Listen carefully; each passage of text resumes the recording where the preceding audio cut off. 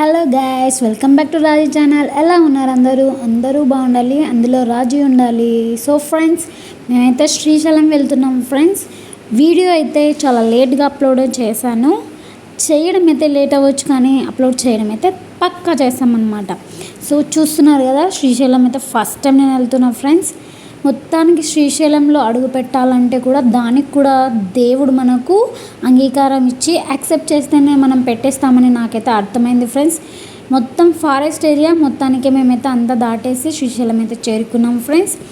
So ఇంకా మొత్తానికి శ్రీశైలంలో ఏమైనా తీసుకోవాల్సి ఉంటే అవన్నీ కూడా మా బావగారు వెళ్ళి తీసుకున్నారు. సో మేమైతే అక్కడ వెయిట్ చేసామన్నమాట. సో మొత్తానికి ఫ్యామిలీతో అందరితో వెళ్ళి బాగా మంచిగా దర్శనం చేసుకొని రావడం చాలా సంతోషంగా అనిపించింది నాకు. సో ఇప్పుడైతే వెళ్తున్నాము. మా స్టార్టింగ్లో వచ్చేసి అన్నదానంకి సంబంధించినటువంటి పెద్ద ఉన్నాయి, చాలా పెద్దగా ఉన్నాయి, చాలా బాగా నచ్చాయి. తర్వాత దర్శనానికి లోపలికి వెళ్ళడానికి అయితే మొబైల్స్ అలౌ లేవన్నమాట. సో అందుకని మీకు నేను వీడియో అయితే పెట్టలేకపోయాను, వీడియో తీసి. సో ఇంకా బ్రహ్మరాంబ వారి దర్శనం కూడా అయింది. సో బ్రహ్మరాంబ వారి అమ్మవారి దర్శనం కూడా అయింది, చాలా మంచిగా జరిగింది. తర్వాత అన్నదాన ప్రసాదం నుంచి మేము ప్రసాదం తీసుకున్నట్టు మేమైతే భోజనం కూడా చేసామన్నమాట అక్కడ. సో చాలా మంచిగా ఉంది. సో శ్రీశైలం ఎవరైతే వెళ్ళని వాళ్ళు ఉంటే తప్పకుండా వెళ్ళండి, వెళ్ళి దర్శనం చేసుకోండి, చాలా మంచిగా ఉంటుంది. మీకైతే ఇక్కడ చాలా బాగున్నాయి ఐటమ్స్. కానీ అంటే మనం ఏమైనా కానీ దేవుని ప్రదేశంలో తీసుకుంటే దానికి ఉండేటువంటి కిక్కే వేరు అసలు. సో మొత్తానికి తీసుకుందామంటే మా వాళ్ళు అస్సలు ఆగటమే లేదు, అసలు ఎక్కడా ఆగట్లేదు. కనీసం ఇంకా నేను వీడియో తీసుకుని అప్లోడ్ చేస్తున్నానంటే మీరు దానికి చాలా అదృష్టం అనుకోవాలి, ఎందుకంటే మీరు చూస్తున్నారు కాబట్టి. సో ఫ్రెండ్స్ చూస్తున్నారు, చాలా చిన్నవి శివలింగాలు కూడా చాలా బాగున్నాయి. ఇంకా ఫోటో ఫ్రేమ్స్ ఉన్నాయి దేవునివి, చాలా బాగున్నాయి. తీసుకుందామంటే మాత్రం అస్సలు ఆగట్లేదు. ఈవెన్ బ్యాంగిల్స్ కానీ తీసుకోవాలనుకున్నాను.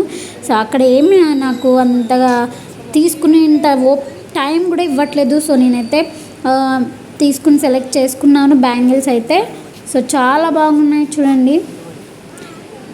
మొత్తానికి శ్రీశైలం దగ్గరకు వచ్చినామంటే పక్కా మనం డ్యామ్ అయితే చూస్తాం కదా. సో డ్యామ్ పక్కా కాబట్టి శ్రీశైలం డ్యామ్ దగ్గరికి అయితే వచ్చాం మేము.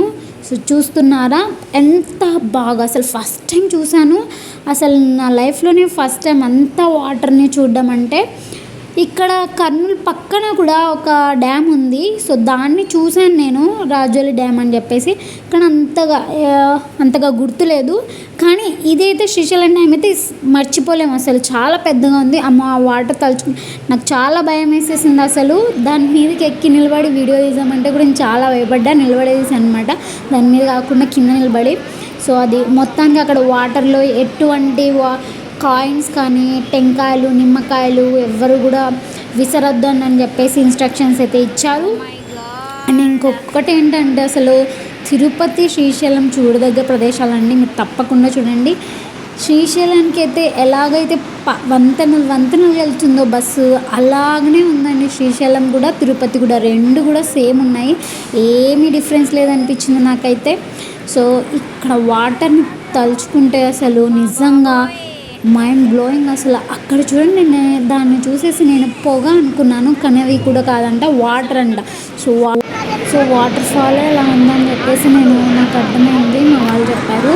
సో ఫ్రెండ్స్, మీకైతే ఈ వీడియో నచ్చిందంటే లైక్ చేయండి, సబ్స్క్రైబ్ చేయండి. మరొక వీడియోతో నేను ముందుకు వస్తాను. అంతవరకు బాయ్.